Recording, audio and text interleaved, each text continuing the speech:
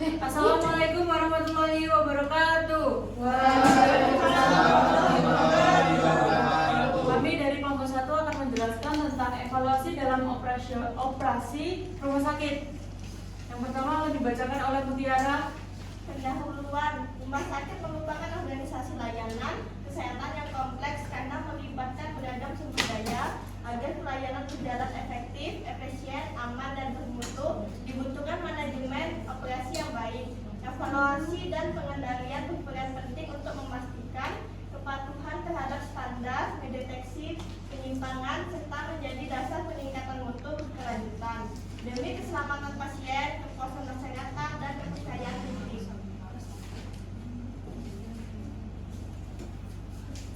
Yang kedua adalah pengertian evaluasi dalam operasi rumah sakit. Evaluasi adalah penilaian sistematis untuk mengetahui keberhasilan kegiatan dengan membandingkan hasil dengan standar yang ditetapkan.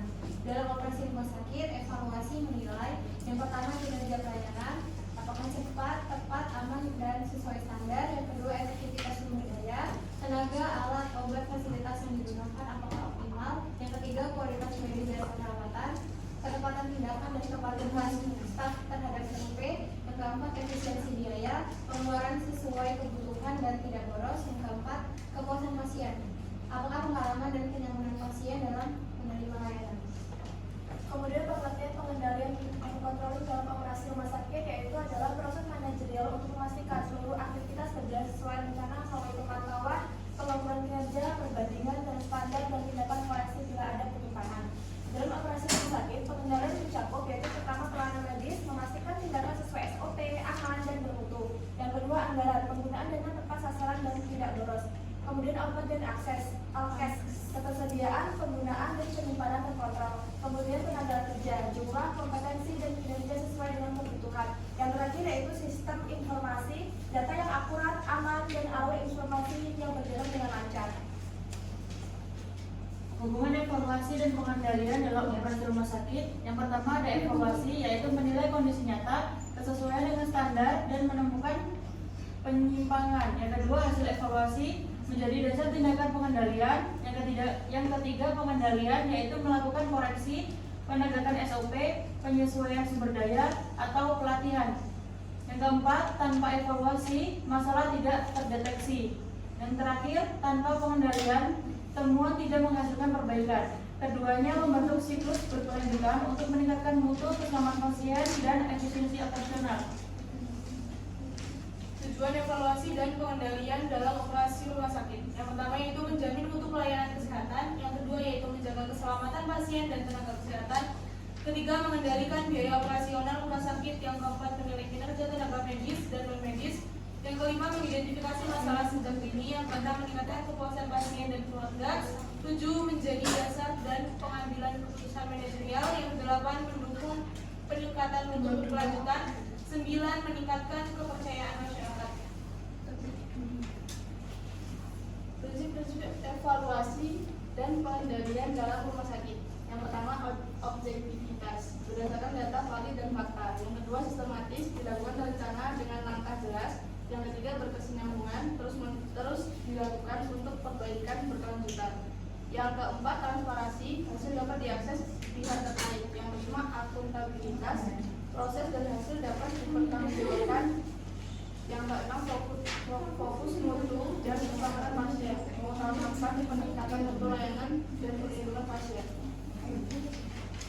Ruang lingkup evaluasi dan pengendalian. Pertama, pelayanan medis dan keperawatan, ketepatan diagnosis, ketepatan tindakan, kepatuhan terhadap SOP, keselamatan pasien. Poin kedua, manajemen keuangan, perencanaan anggaran, pengendalian biaya, efisiensi penggunaan dana, dan klaim BPJS.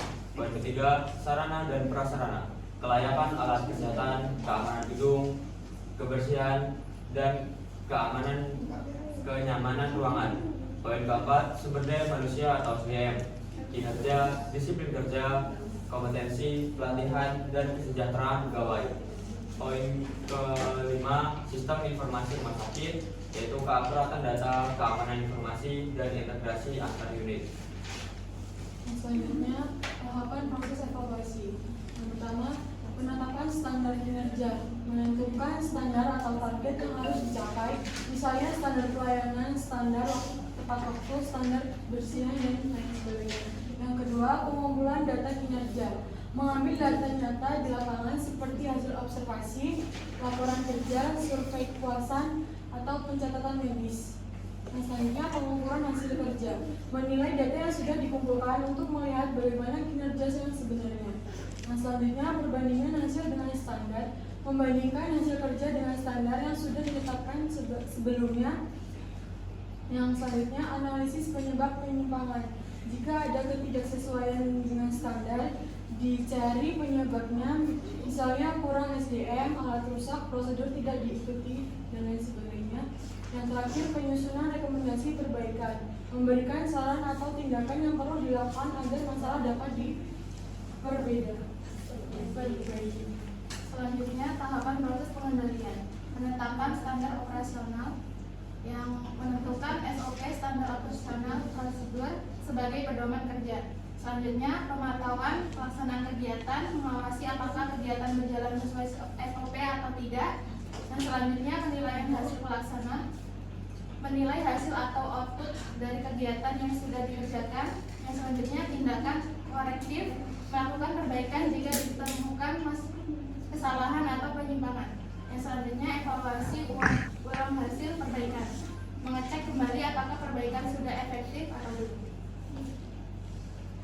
Yang selanjutnya yaitu jenis-jenis pengendalian. Yang pertama yaitu pengendalian preventif. Pengendalian preventif yang dilakukan sebelum masalah terjadi untuk mencegah kesalahan. Contohnya seperti melakukan pelatihan staf, SOP, dan pengecekan alat. Yang kedua yaitu pengendalian represif, yaitu pengendalian setelah masalah terjadi untuk memperbaiki atau mengurangi dampak. Contohnya seperti investigasi insiden dan tindakan korektif. Yang ketiga yaitu pengendalian berkala, pengendalian yang dilakukan secara rutin atau periodik. Contohnya yaitu audit bulanan dan rapat mutu mingguan. Yang selanjutnya yaitu peran manajemen dalam evaluasi dan pengendalian.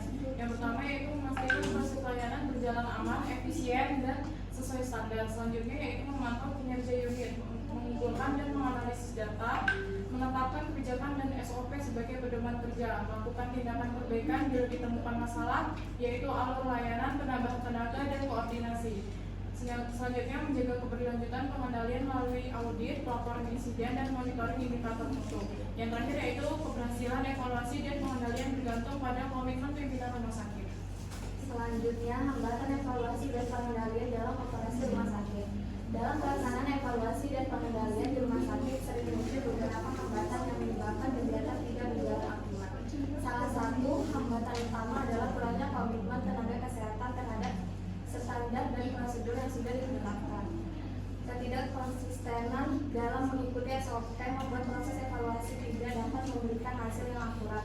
Selain itu, keterbatasan jumlah dan kompetensi SDM juga menjadi kendala karena tenaga yang ada tidak mencangkupi untuk melaksanakan evaluasi secara menyeluruh. Hambatan lainnya muncul dari sistem informasi rumah sakit yang belum optimal, sehingga data menjadi sulit diakses atau tidak akurat. Budaya mutu yang belum tertanam kuat serta kurangnya koordinasi antara unit juga memperparah tidak efektifan proses evaluasi. Selanjutnya, pengendalian dalam operasi rumah sakit. Untuk mengatasi berbagai hambatan dalam evaluasi dan pengendalian, rumah sakit perlu melakukan langkah penguatan yang terarah. Komitmen tenaga kesehatan dapat ditingkatkan melalui sosialisasi SOP yang rutin dan supervisi yang lebih konsisten, sehingga setiap petugas memahami dan menjalankan standar yang sama. Keterbatasan SDM juga dapat diatasi dengan menyesuaikan jumlah tenaga sesuai kebutuhan serta memberikan pelatihan agar kompetensinya meningkat. Rumah sakit juga perlu memperbaiki sistem informasinya agar proses pencatatan dan pelaporan data menjadi lebih cepat dan akurat. Selain itu, budaya mutu harus diperkuat melalui pembiasaan praktik mutu dalam kegiatan kerja sehari-hari. Komunikasi antar unit juga perlu diperjelas agar setiap bagian dapat bekerja lebih sinkron dan tidak terjadi miskomunikasi. Selanjutnya, metode evaluasi rumah sakit.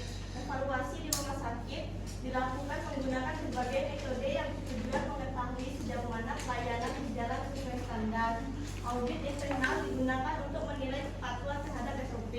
Selain itu, rumah sakit juga memantau indikator mutu seperti bor, alos, waktu tunggu, dan kepatuhan cuci tangan.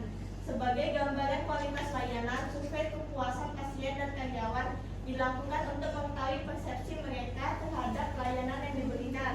Pada kasus insiden, rumah sakit melakukan FCA, root cause analysis, untuk menemukan akar penyebab masalah. Evaluasi dari komplain dan saran juga menjadi bagian penting yang membantu rumah sakit mengetahui area yang perlu diperbaiki. Selanjutnya, evaluasi dalam pelayanan rumah sakit. Evaluasi pelayanan medis biasanya mencakup ketepatan prosedur pengobatan, akurasi pembagian obat, serta pemantauan terhadap kejadian infeksi. Pada pelayanan non medis, evaluasi dilakukan terhadap waktu tunggu pasien, tingkat kepuasan terhadap pelayanan, kondisi fasilitas hingga efisiensi penggunaan tempat tidur. Evaluasi juga diterapkan pada aspek administrasi, misalnya terkait ketepatan tagihan, efektivitas pendaftaran, dan pengelolaan keuangan rumah sakit. Contoh pengendaliannya dilakukan untuk memastikan semua proses tetap berjalan sesuai standar. Rumah sakit menggunakan SOP dan checklist sebelum tindakan medis dilakukan. Tim mutu memantau indikator mutu secara rutin untuk mencegah terulangnya kesalahan. Pengendalian juga menyasar pada aspek administrasi seperti pengecekan stok obat, pengelolaan alat medis, hingga verifikasi ulang tagihan agar tidak ada kebocoran pendapatan. Dalam aspek keselamatan, rumah sakit juga melakukan pelatihan kebakaran, memastikan area tetap steril, dan mengelola limbah medis agar tidak mencemari lingkungan. Kemudian yang contoh evaluasi bangunan di rawat jalan, yaitu pada sebuah rumah sakit ditemukan bahwa waktu tunggu pasien rawat jalan mencapai lebih dari 4 jam sehingga banyak pasien merasa tidak puas. Setelah dilakukan evaluasi, manajemen mengamankan lapor pengadilan berupa penambahan kebijakan pendaftaran, perbaikan alat pelayanan dari luar hingga polis, serta penerapan sistem analisa digital. Dalam siklus PDCA, proses evaluasi dan pengendalian rumah sakit mengikuti siklus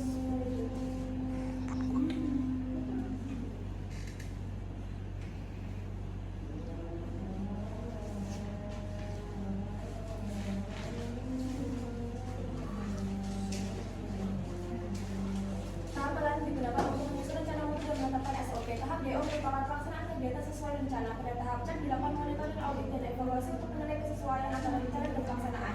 Dan tahap X adalah tindakan korektif yang dilakukan untuk memperbaiki kekurangan sehingga mutu pelayanan terus meningkat. Jadi kesimpulannya adalah evaluasi dan pengendalian merupakan dua unsur penting dalam manajemen rumah sakit.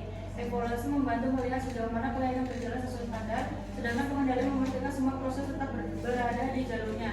Penerapan kedua fungsi ini secara konsisten membantu rumah sakit mendeteksi masalah lebih awal, meningkatkan mutu pelayanan, menjaga keselamatan pasien, serta membangun kepercayaan masyarakat. Dengan komitmen dan koordinasi yang baik antar unit, rumah sakit dapat beroperasi secara efektif, efisien, dan bermutu tinggi. Baik, sekian presentasi dari kelompok 1. Apabila ada kata salah, saya mohon maaf. Saya akhiri. Wassalamualaikum warahmatullahi wabarakatuh.